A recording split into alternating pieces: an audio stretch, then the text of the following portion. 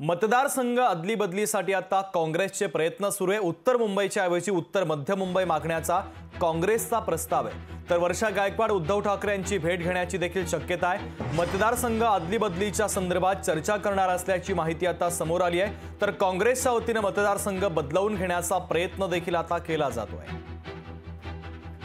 मीनाक्षी म्हात्रे आपल्या प्रतिनिधी आपल्याशी जोडल्या जात आहेत, त्यांच्याकडून या बातमीच्या संदर्भातले अधिकचे अपडेट घेऊयात। मीनाक्षी, मतदारसंघ अदलीबदलीसाठी आता काँग्रेसने प्रयत्न करायला सुरुवात केली। उत्तर मुंबईच्या ऐवजी उत्तर मध्य मुंबई मागण्याचा काँग्रेसचा प्रस्ताव आहे। वर्षा गायकवाड या संदर्भात उद्धव ठाकरे यांची भेट घेण्याची देखील शक्यता आहे। या संदर्भात नेमका काय तोडगा निघू शकतो, कशा पद्धतीचा निर्णय होऊ शकतो?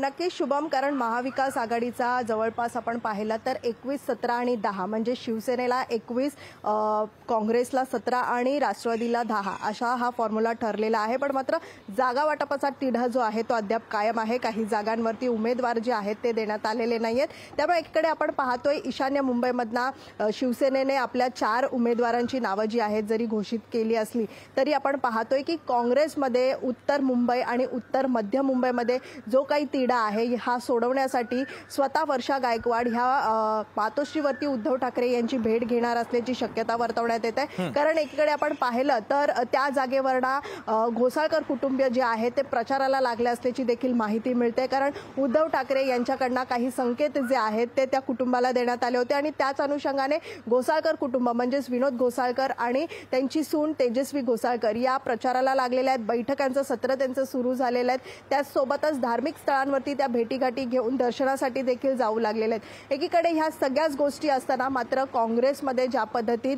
शिवसेनेने सगळ्याच जागा ज्या आहेत त्या शिवसेनेने घ्याव्यात अशा देखील संतप्त प्रतिक्रिया ज्या आहेत त्या काँग्रेसमधून येताना पाहायला मिळतात। महत्त्वाचे अपडेट या बातमीच्या संदर्भातले तू पोहोचवलेले आहेत, तुर्तास धन्यवाद। लोकशाही मराठी ऐका, पहा, जागरूक रहा।